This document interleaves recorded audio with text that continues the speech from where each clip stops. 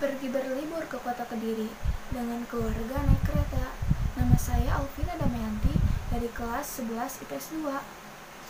Dewan juri yang saya hormati, di sini saya akan membawakan cerita tentang sang Bapak Tentara Indonesia, Jenderal Sudirman. Jenderal Sudirman terlahir dari pasangan rakyat biasa di Purbalingga, Jawa Tengah pada tanggal 24 Januari 1916. Ayahnya bernama Kersit Kartawiraji yang merupakan pekerja di pabrik gula dan ibunya bernama Siem, keturunan Wedan Rembang. Ia juga memiliki seorang adik laki-laki yang bernama Muhammad Samingan. Pada umur 7 tahun, dia mendaftarkan di sekolah pribumi yang bernama Hollands Inland School. Pada tahun ke-7, dia dipindahkan ke sekolah taman siswa, dan tahun ke-8 dia dipindahkan lagi ke sekolah menengah Wirotomo. Dengan alasan sekolah taman siswa itu ditutup oleh orodansi sekolah liar karena sekolah itu tidak terdaftar. Pada umur 19 tahun dia sudah menjadi guru, dan setelah itu beliau melanjutkan sekolah guru yang bernama Quick School.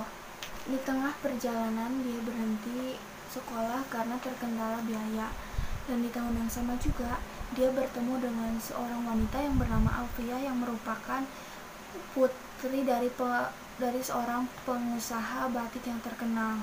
Setelah menikah, Jenderal Sudirman tinggal di rumah mertuanya dan dikaruniai 3 orang putra dan 4 orang putri yang bernama Ahmad Tidarwono, Muhammad Teguh, dan Bambang Cahjadi.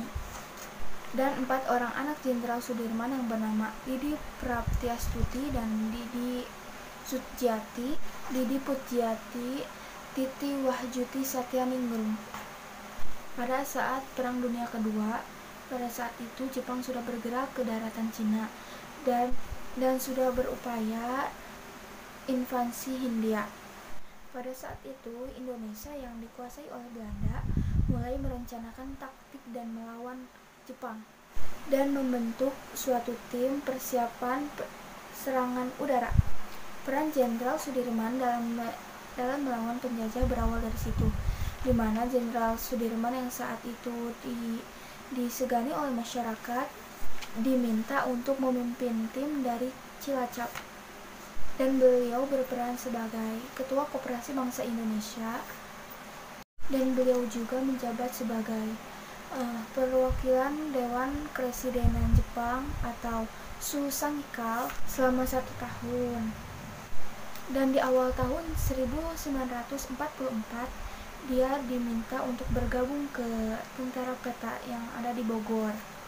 Jenderal Sudirman dijadikan komandan atau Daidanko dan dilatih dengan orang lain dengan pangkat yang sama. Pasca Indonesia merdeka dari penjajahan Jepang, ia berhasil merebut pasukan senjata Jepang di Banyumas. Kemudian beliau diangkat sebagai komandan batalion di Kroya setelah menyelesaikan pendidikannya. Selama 3 tahun, sang jenderal menjadi saksi gagalnya negosiasi dalam perjanjian Linggarjati dan perjanjian Renville oleh tentara kolonial Belanda yang ingin menjajah kembali Indonesia. Jenderal Sudirman juga upaya menghadapi kudeta tahta kepemimpinan pada tahun 1948. Pada Desember tahun 1948, ia melawan agresi militer Belanda di Yogyakarta bersama kelompok kecil tentara dan dokter pribadinya.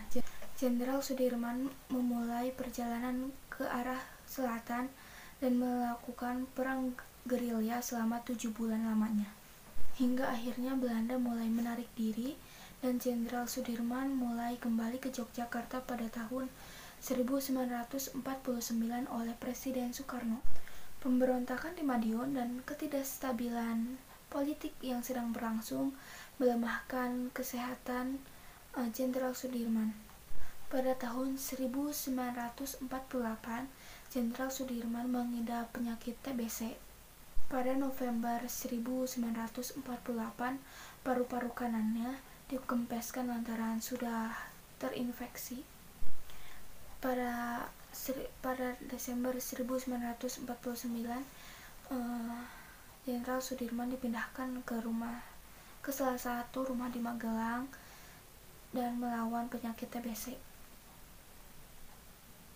Di saat bersamaan, pemerintah Indonesia dan Belanda melakukan konferensi panjang atas pengakuan Belanda atas kedaulatan Indonesia pada tanggal 27 Desember 1949.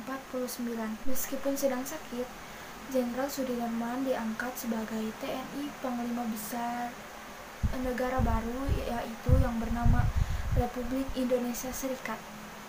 Selang sebulan, tepatnya pada jam 18.30, Jenderal Sudirman saat itu wafat pada tanggal 29 Januari 1950 di Magelang, Jawa Tengah. Jenazah Jenderal Sudirman disemayamkan di Masjid Gede Kauman pada sore hari dan dimakamkan di Taman Makam Pahlawan Semaki di Yogyakarta. Dan yang terakhir, ada fakta-fakta menarik tentang Jenderal Sudirman. Yang pertama, ada patung Jenderal Sudirman di Jepang. Jenderal Sudirman memiliki 3 jimat melawan penjajah. Yang pertama adalah dia selalu mempertahankan wudhu. Yang kedua, dia selalu sholat tepat waktu. Dan yang terakhir, yang ketiga, dia selalu mempunyai niat yang tulus dan ikhlas. Segitu saja pidato yang saya dapat sampaikan. Semoga bermanfaat. Maaf jika ada kesalahan dan kekurangannya. Wabillahi taufiq wal hidayah. Wassalamualaikum warahmatullahi wabarakatuh.